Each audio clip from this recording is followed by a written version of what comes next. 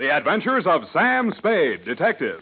Brought to you by Wild Root Cream Oil Hair Tonic, the non-alcoholic hair tonic that contains lanolin. Wild Root Cream Oil, again and again, the choice of men who put good grooming first.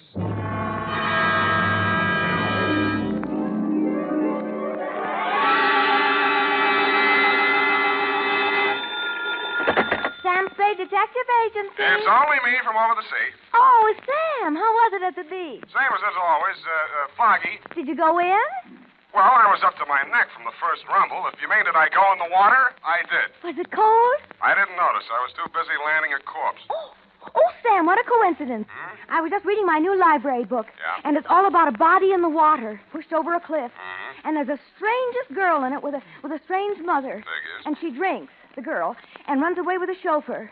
That rich people. They can't do that. They're stealing my material. Oh, no, Sam, no. It's by Owen Fitzstephen. He's very well thought of.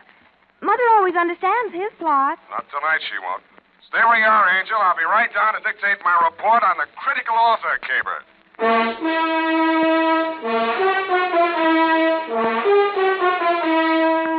Dashiell Hammett, America's leading detective fiction writer and creator of Sam Spade, the hard-boiled private eye, and William Spier, radio's outstanding producer-director of mystery and crime drama, join their talents to make your hair stand on end with the adventures of Sam Spade. Presented by the makers of Wild Root Cream Oil for the hair. You know as well as I do, fellas, your hair is one of the first things any gal notices. So it's really important to keep your hair spruced up right all the time. The answer? Why, of course. Wild Root Cream Oil Hair Tonic. Wild Root Cream Oil grooms your hair neatly and naturally, relieves dryness, and removes loose, ugly dandruff. I have a hunch, fellas, she'll help herself to another look if you're using Wild Root. Get Wild Root Cream Oil Hair Tonic in bottles or the handy new tube. It's again and again the choice of men who put good grooming first. Later in this program, we'll have an important announcement. Listen for it. And now, with Howard Duff starring as Spade, Wild Root brings to the air the greatest private detective of them all in the adventures of Sam Spade.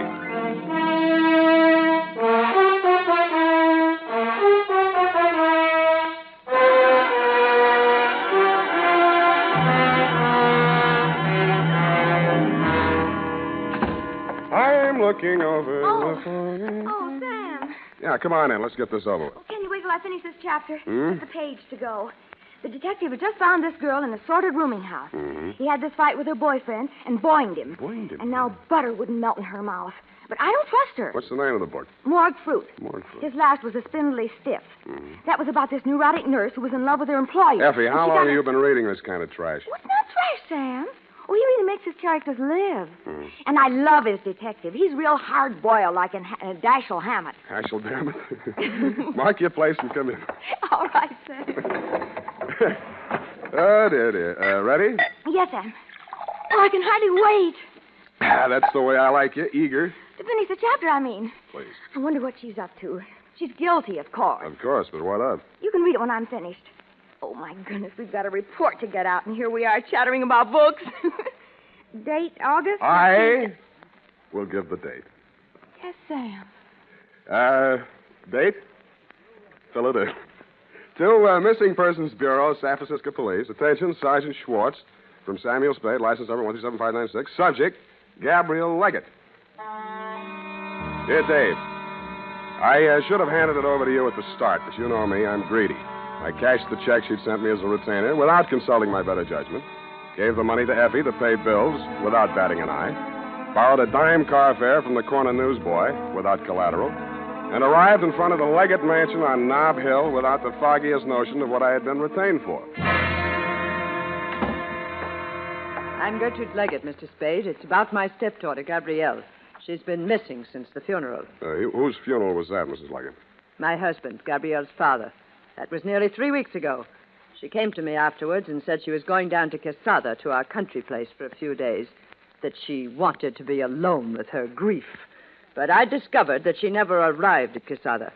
Do I make myself clear, Mr. Spade? Yeah, except for one thing. Why do you want her back? First, she may do something to disgrace me. She'll undoubtedly try her best to do so. Secondly, unless I get her signature to some papers, in accordance with her father's will, I can't go on living in this house. Furthermore... That's okay. You've convinced me. Now, when she left, what did she take with her? Just one piece of light luggage, and her liquor case, of course. She drinks, you know. Well, it's not my place to disapprove. I merely thought it might help you to know. Well, we could case all the bars in town, but it'd take a lot of time and a lot of money, besides them on the wagon. Well, you might talk to Eric, my chauffeur. He drove her to the station, or says he did. Where do I find him? Let's see. 10 o'clock. He'll be loitering down the hall somewhere in the neighborhood of the linen closet, helping the upstairs maid fold the sheets. I'd knock first if I were you and avoid embarrassment. Thanks for the tip. Oh, mind if I have a look at your stepdaughter's room? Eric will give you the key. I'm not allowed one. Figures. Oh, Eric. Oh, baby. Darling, you great big Excuse me, sir. Thank you for your kind assistance, Mr. Collins. It's okay, Myrtle. Anytime. Yes, sir. You Eric? Collinson, what can I do for you? I'd like the key to Miss Gabrielle's room. You the law? Why? You expecting some? The old lady's been threatening to yell cop. She decided to whisper instead. Oh, private dick. You catch on fast, lover boy. Okay, I'll let you in her room. Come on. Mrs. Leggett says you drove Gabrielle to the station. She says that, does she? Isn't that what you told her? I'm not telling you what I told anyone. Suit yourself. After you. Mm-mm. What's eating you? Nothing at all. Just want some privacy. Oh, now, wait a minute. I'm responsible. Go help Myrtle. Give me those keys. Oh, listen. You keep... Blow. Hey, let me in. Still have your license? Her room was, shall we say, untidy. The mirrored dressing table was chipped around the edges, and Raines helter-skelter across it between two polo pony bookends was a mess of books. 3 odd volumes of the Harvard 5-foot shelf, a horse breeder's gazette, and a bunch of detective novels. I picked one up and opened it to the title page. It was called Morgue Fruit, and it was by Owen Fitzstephen, author of The Corpulent Cadaver, The Spindly Stiff, and The Kiss-Off. It was autographed to the author's great and good friend, the late Edgar Leggett. The signature looked familiar, but it didn't look like a lead. Neither did anything else in the room. I started to unlock the door with the key on the ring I'd grabbed away from Eric, and the light caught the smooth side of the Christopher medal. It was engraved for Eric, forever, Gabby. When Forever Eric went off duty that night, he went across town. The trail ended at a crummy, broken-down rooming house out in the Fillmore. He let himself in with a key and climbed the stairs. I waited until he was out of sight. In more time than it takes to tell, the door cracked open, and a nose that could only belong to a landlady razored out at me. She was gumming a sen-sen. What you want? They get settled in all right? They ain't nobody settling in on me. Never touched me. You got me wrong, Mom. I meant the newlyweds. Did they raise the rent money all right? Oh, them. Raise it and spend it. He's a Dick Smither. Dick Smither. Stocks it up all day and throws the dead soldiers out the window. And they call it a honeymoon. Who are you? I'm her ex-husband, darling. I came to pay her the back alimony I owe her. Well, give it to me. I'll see she gets it. Oh, no, you don't. No, now, don't you come pushing in here. Quiet. It's after hours. Don't allow callers in here after 10 o'clock. House rule. Shut up. Well, I don't. What's their room number? Now, give it to me or I'll shake it out of you, darling. 212. 212. And if it weren't for these new uppers, I'd let you try it. Oh, is that what those are? Thank you, Grand Duchess Marie. Smart Alec. No wonder you can't hang on to a woman. You're so right. You drove her to drink. I did not. Alimony's still good for you, young whippersnapper. Who is it? Western Union. All right, let me... I told you to stay away. Now beat it. Eric, what is it? Look, Eric, I don't want any trouble, but I'm coming in. Over my dead body. Eric? Get back in the room, Gabby. Now, look, I won't let you hurt her, so... Now, so look, help... Collinson, don't No, make me do it. I get don't wise. want to. Okay, I'm sorry. Eric! What have you done to him? Nothing a bucket of cold water can't cure. Sit down. I want to talk to you. Who are you? Sam Spade. I'm a private detective. Your stepmother hired me to find you. Oh? You know why she wants to find me? Do you? She wants to kill me. She killed my father, now she'll kill me. Can you prove that? My father never had a day's illness in his life. He could drink 3 quarts of brandy in any evening. you believe a man like that could die of heart failure? Frankly, I could. Now she's starting the same kind of talk about me. She wants to railroad me to the insane asylum. Do I seem crazy to you? No. A little nervous, maybe. This idea you have about your father's death. Talk some more, will you? All right.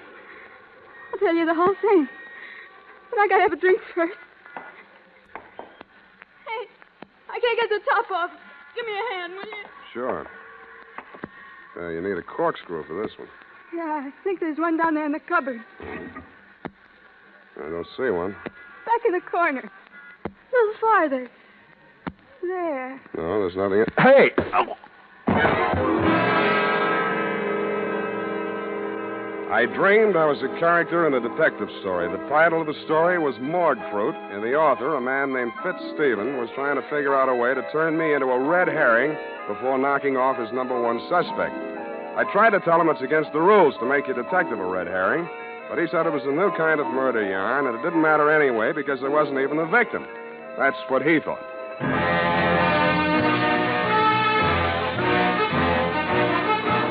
The makers of Wild Root Cream Oil are presenting the weekly Sunday adventure of Dashiell Hammett's famous private detective, Sam Spade.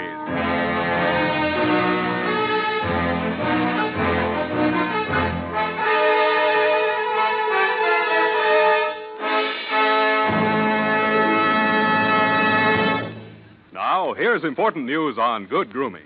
If you want the well-groomed look that helps you get ahead socially and on the job, listen. Recently, thousands of people from coast to coast who bought Wild Root Cream Oil for the first time were asked, how does Wild Root Cream Oil compare with the hair tonic you previously used? The results were amazing. Better than 4 out of 5 who replied said they preferred Wild Root Cream Oil. Remember, non-alcoholic Wild Root Cream Oil contains lanolin. And here's the announcement we promised you. Now you can get Wild Root Cream Oil, America's leading hair tonic, in a generous new 25-cent size on sale at all drug and toilet goods counters. It's also available in larger economy bottles and a handy new tube. Get Wild Root Cream Oil again and again, the choice of men who put good grooming first. By the way, smart girls use Wild Root Cream Oil, too, and mothers say it's grand for training children's hair.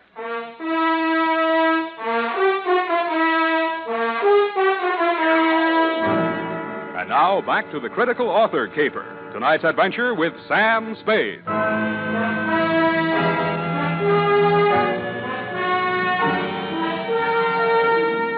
When I came to, it had came to dawn, and I was still a character in a detective story, and I felt more like a red herring than I had in my dream. I had dragged myself across my own trail and wound up no place. My quarry had fled, leaving nothing behind but empty bottles with fingerprints on them. I lifted the few and hustled over to the Bureau of Identification. Half an hour later, I got the report. They were mine. All mine. I wondered what a detective novelist would make of that. I decided to find out.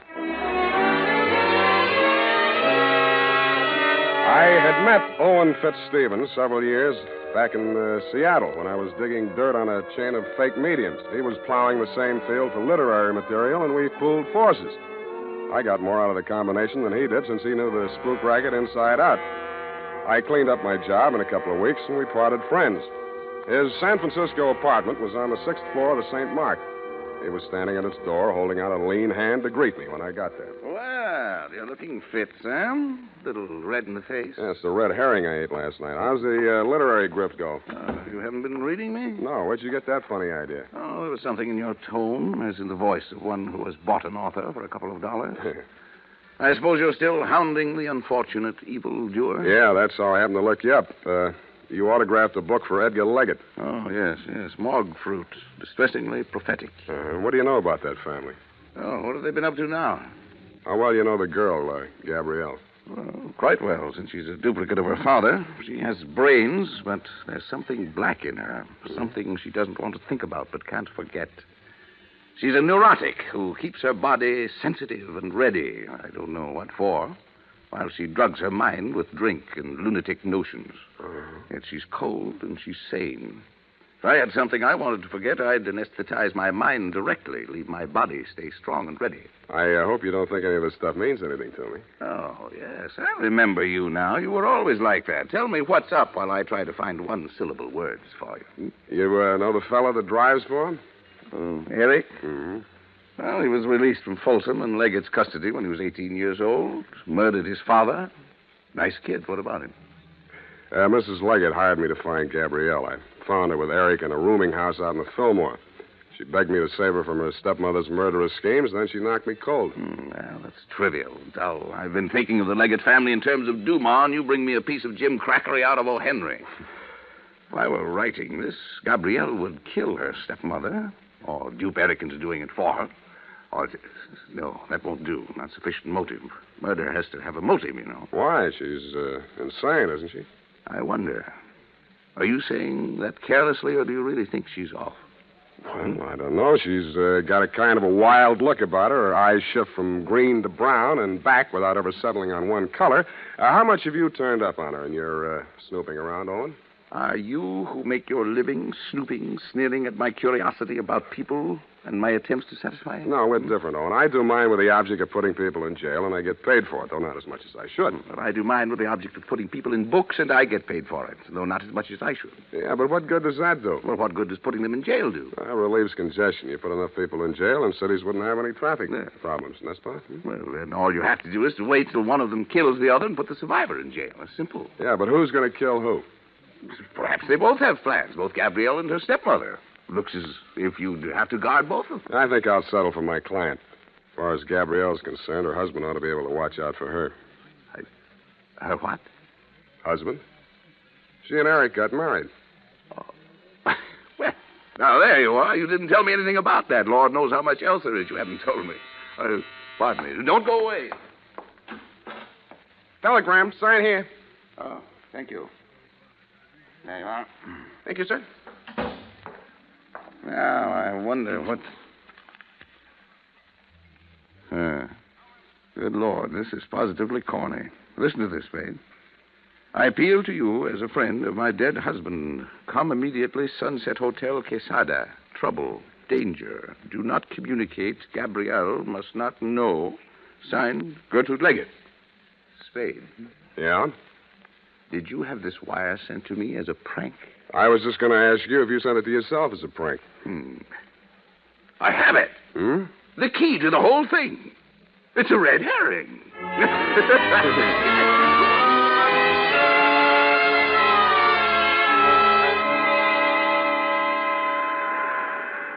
I didn't think Fitzstephen would be able to hold out very long against his professional curiosity, and I didn't imagine he thought I would.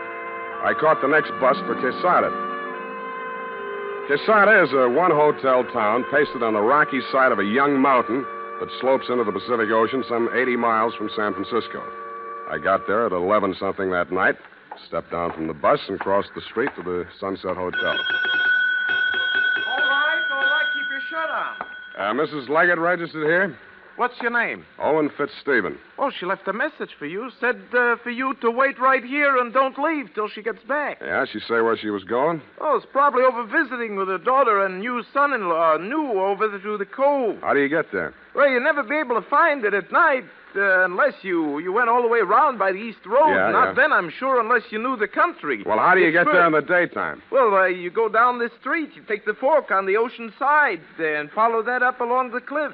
It's easily enough found in the daytime, but you never in the world. You wouldn't be able to find it at night. Okay. Heard you the first time.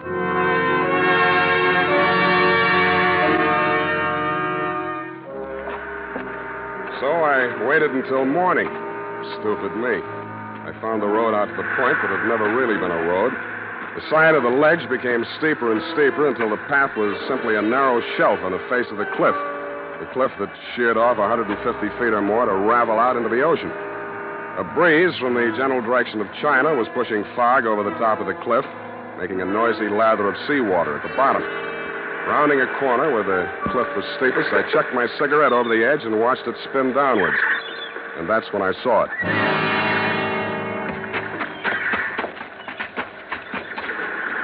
I had to go waist deep into the Pacific to lift the body. I got my hands under the armpits, found solid ground for my feet, and dragged it up beyond the high tide mark. It was Gertrude Leggett. Somebody came staggering down the beach to meet us. She dead?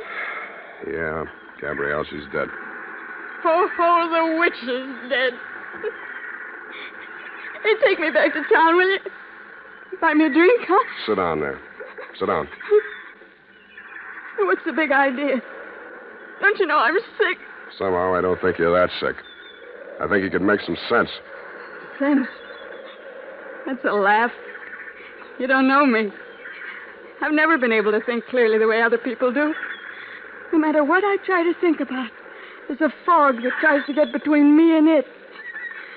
You understand how horrible I can become? Going through life like Nuts. that? Nobody thinks clearly, no matter what they pretend. Thinking's a dizzy business. A matter of catching as many of those foggy glimpses as you can and fitting them together the best you can. Trouble with you is you've been enjoying your misery. You've been so busy trying to prove that you're nuts, it's a wonder you haven't really driven yourself nuts. How do you know I haven't? Because you're too anxious to admit it. All right, I'm sane if you want it that way. I'm just evil.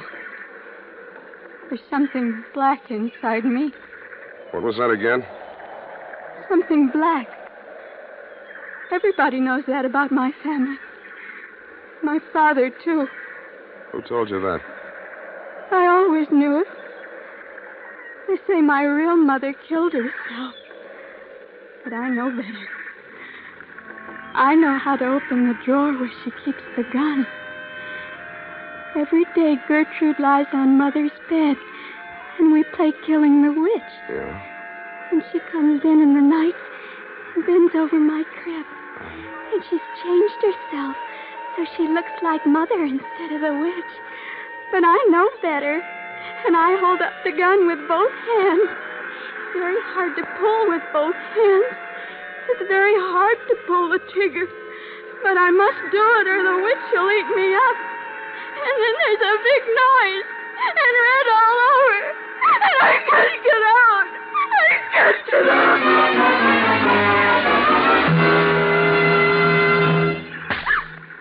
Now listen to me. You were beginning to make some sense. Now don't run away from it. Gertrude was lying on your mother's bed. That's your stepmother? Yeah. She was my nurse. She married Father. Not so fast. How old were you when your mother died? 4. 4.5. Did your father know about the game with the gun? No, I don't think so. Did anybody? Gertrude said I must never tell anyone, because they'd send me away. And I never did. Not till I grew up. I was with Owen Fitzstephen. Yeah. I had a lot to drink. I told him. After that, he began seeing Gertrude.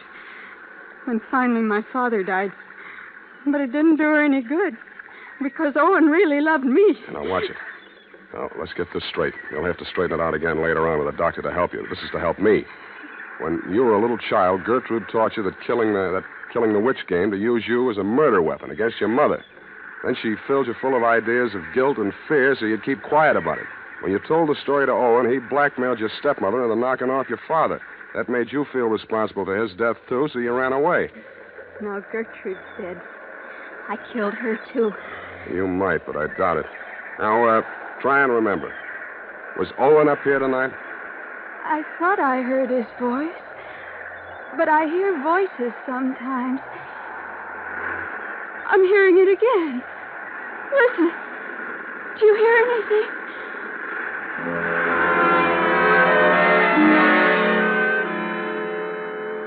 I didn't hear anything but the wind and the beat of the surf at first. But when I did hear the voice, I sent Gabby for a doctor before I investigated. He was pretty badly mangled in the rocks. He'd fallen nearly as far as he'd pushed Gertrude, but was still alive. I made him as comfortable as I could, and finally he opened his eyes. Hello, Sam. You messed yourself up good. Yeah. No more rocks for me. Not unless you make Alcatraz. You know, I had half an idea when you came to see me in San Francisco that you were secretly nursing some exceptional, idiotic theory. Thanks, Owen, but I never had any theory. The whole thing dropped into my lap. Don't be too sure of that. Understand, at present, I admit nothing. Later on, if I'm forced to, the very number of my crimes will be to my advantage. On the theory that nobody but a lunatic could have committed so many. Oh, there's not so many. Only Gertrude, your co-author of the murder of the late Edgar Leggett. Nonsense. Crimes and crimes dating from the cradle. Even literature shall help me. Not your own books. Why not? Didn't the critics agree that the spindly stiff bore all the marks of authorial degeneracy? Evidence, son, to save my sweet neck. And I shall wave my mangled body at them. A ruin whose crimes and high heaven have surely brought sufficient punishment upon it. Yeah, you'll probably make a go of it.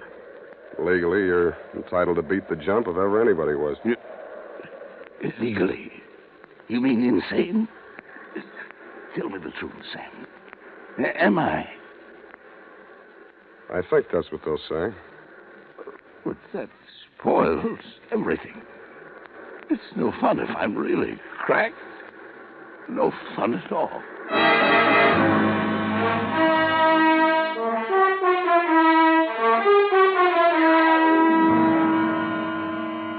Period and a report. Well, it just goes to show, doesn't it? Now, there you go again, Effie. I mean, if anything like that happened in real life, you wouldn't believe it. You mean if anything like that happened in fiction? Oh, no, the author is never the guilty party. Well, this author was. But that's not fair. The author is never supposed to be guilty of... You're right. any... You're right, Effie. He shouldn't be even a suspect. Maybe a red herring, but... Type that up, Effie. Oh, all right, Sam. Anything else, Sam? Yeah, phone the drugstore and order some red herring. I mean, some aspirin.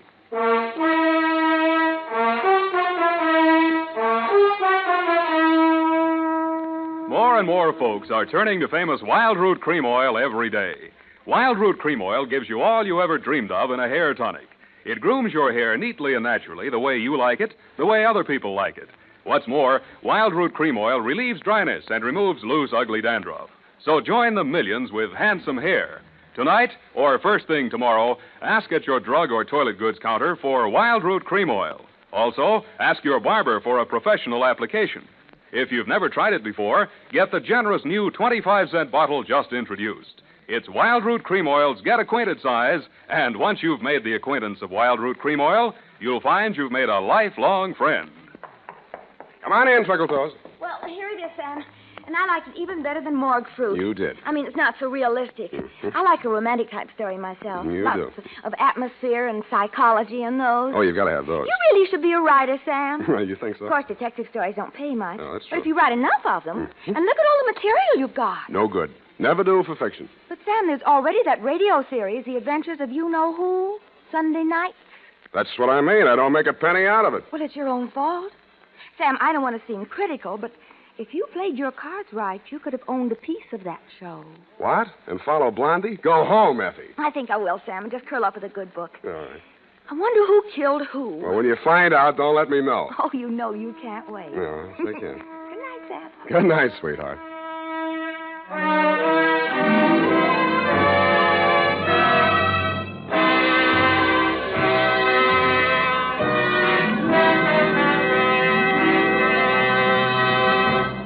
The Adventures of Sam Spade, Dashiell Hammett's famous private detective, are produced and directed by William Spier.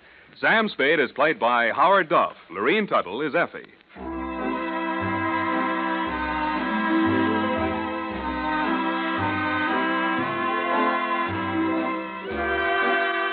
The Adventures of Sam Spade are written for radio by Bob Tallman and Gil Dowd. Musical direction is by Lud Gluskin, with score composed by Renee Garrigang. Join us again next Sunday when author Dashiell Hammett and producer William Spier join forces for another adventure with Sam Spade, brought to you by Wild Root Cream Oil. Again and again, the choice of men who put good grooming first. This is Dick Joy reminding you to get Wild Root Cream Oil, Charlie. It keeps your hair in trim.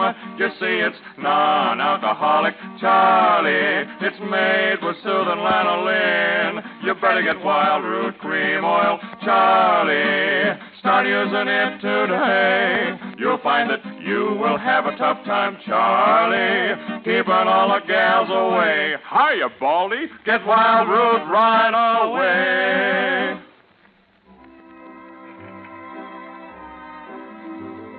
This is CBS, the Columbia Broadcasting System.